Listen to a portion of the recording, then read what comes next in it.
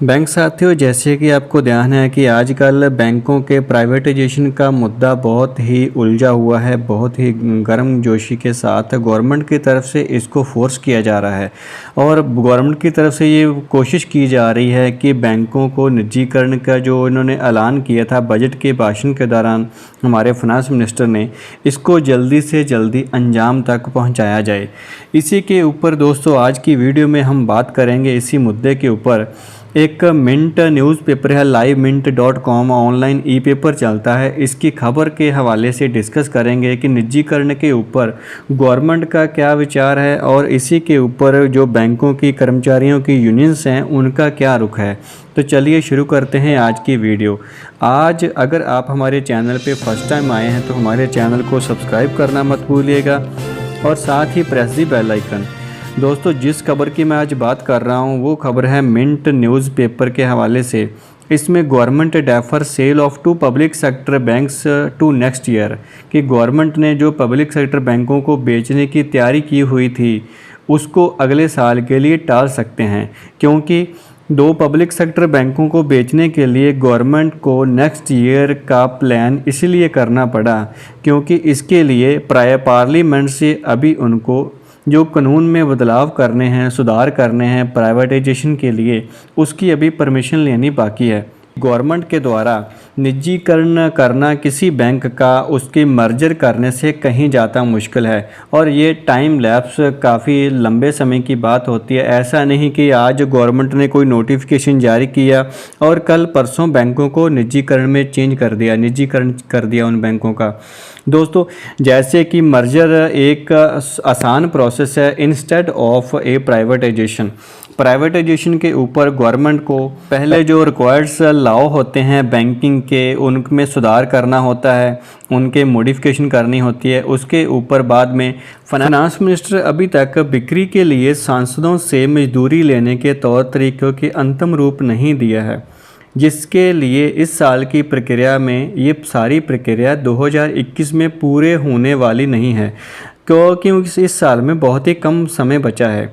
कुछ लोगों ने तो ये भी कहा है कि नाम जिस बैंकों को प्राइवेटाइजेशन किया जाएगा उनके नाम नहीं बताने की एक जानकारी सार्वजनिक नहीं की जा सकती, क्योंकि ये एक फाइनेंशियल क्राइसिस का मुद्दा हो जाता है। क्योंकि फॉर एग्ज़ाम्पल अगर किसी बैंक का नाम पब्लिक कर दिया तो ग्राहकों को उस बैंक के ऊपर विश्वास कम हो जाएगा, हो सकता है उस बैंक में फाइनेंशियल क्राइसिस आ जाए। इसके लिए सरकार मार्च 2022 तक 2 राज्य संचालित बैंकों के लिए खरीदारों की तलाश करेगी और फाइनेंस मिनिस्ट्री निर्मला सीतारमण ने फरवरी में कहा था, क्योंकि उन्होंने 1 अप्रैल 2000 शुरू से होने वाले ये वित्तीय वर्ष है जो इसमें बजट के दौरान रूपरेखा तैयार की थी कि बैंकों का निजीकरण होगा। दोस्तों, बैंकों का निजीकरण सही है कि कम से कम अगर गवर्नमेंट इसको फास्ट प्रोसेस से भी करती है तो 1.5 साल से कम समय नहीं लगने वाला। इसके ऊपर जो वित्त मंत्रालय के द्वारा जो नाम बताने के ऊपर बैंकों के कोई भी उन्होंने अपनी प्रतिक्रिया नहीं दी। एक ब्लूमबर्ग न्यूज़पेपर ने जुलाई में बताया था कि देश के दूसरे सबसे बड़े राज्य रिफाइनर में बहुमत हिस्सेदारी बेचने की भारत की योजना को धीमी गति हो गई है, क्योंकि 2021 का जो फाइनेंशियल ईयर है अभी इसमें ज़्यादा समय नहीं बचा और इसकी शुरुआत 2022 के शुरुआत में ही हो सकती है। प्रशासन अभी भी इन अन्य संपत्तियां बिक्री के साथ आगे बढ़ सकता है। भारतीय जीवन बीमा का IPO आ रहा है, ये भी एक निजीकरण का एक छोटा प्रोसेस है जो कि इस वर्ष के राजस्व में किसी भी गिरावट के लिए, जो कि अपना कोविड के दौरान लोगों की आमदनी कम हुई और इनकम टैक्स लोग कम भरेंगे, उसको भरपाई करने के लिए बैंकों को बेच के गवर्नमेंट अपने इस फंड को पूरा करेगी। लेकिन दोस्तों, जो ग्राउंड लेवल पे है अपनी संपत्तियों को बेच के अपने घर को कितनी देर तक चलाया जा सकता है ये आप भी जानते हैं और गवर्नमेंट भी इसके ऊपर बिल्कुल भली भांति जानती है कि अपने घर की चीज़ों को बेच के हम अपने घर का गुजारा कितनी देर तक चला सकते हैं। बैंकों की यूनियन की बात करें तो बैंकों की यूनियन के द्वारा यूएफबीयू के द्वारा 19 जुलाई को एक ट्विटर कैंपेन चलाया गया था कि ट्विटर कंप्लेन उन्होंने बैंक नेशनलाइजेशन डे था उस दिन 19 जुलाई 1969 में बैंकों का नेशनलाइजेशन हुआ था। इसके ऊपर बैंक बचाओ _ देश बचाओ के हैशटैग से इन्होंने एक ट्विटर कंप्लेन चलाया था।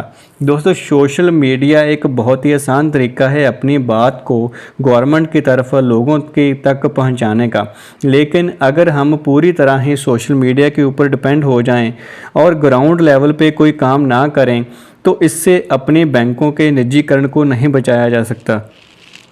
एक बैंक जितनी एक सब स्टाफ की सफाई कर्मचारी की है उतनी ही एक ईएमडी, ईडी, जीएम सबकी उसके लिए उतनी ही है। अगर हमारी बैंक रहेगी तो हमारा डेजिग्नेशन भी रहेगा। बैंक के साथ ही हम किसी ब्रांच के शाखा प्रबंधक, ब्रांच मैनेजर, जीएम, ईडी बजते हैं। अगर बैंक ही नहीं रहेगी तो हमारा डेजिग्नेशन किस काम का।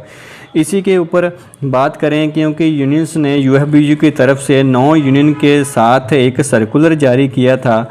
इसमें उन्होंने ट्विटर कैंपेन के बारे में बताया था कि हम पब्लिक सेक्टर बैंकों को strength do not privatise. Bank अगर प्रॉफिट में है तो उनको प्राइवेटाइजेशन करने का कोई तुक नहीं है। हम प्राइवेटाइजेशन का विरोध करते हैं।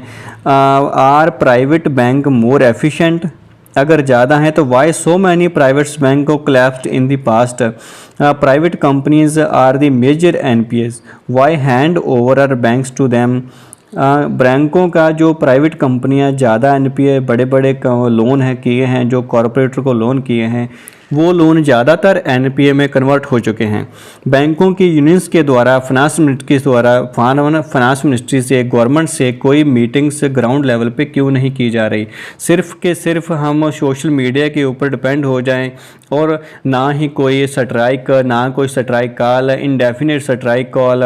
जैसे कि बैंक कर्मचारियों के द्वारा ये डिमांड है कि यूनियंस आगे होकर इंडेफिनिट स्ट्राइक कॉल दें अगर हमने निजीकरण के प्रोसेस को रोकना है। मीटिंग्स के ऊपर मीटिंग्स करें, कुछ बात करें गवर्नमेंट से कि निजीकरण आखिर क्यों ज़रूरी है। सोशल मीडिया के ऊपर पूरी तरह डिपेंड होने के बावजूद हम अपनी बैंकों के निजीकरण को नहीं बचा सकते।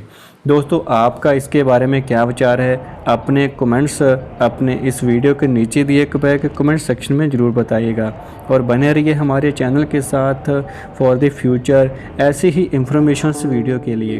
Thank you for watching this video.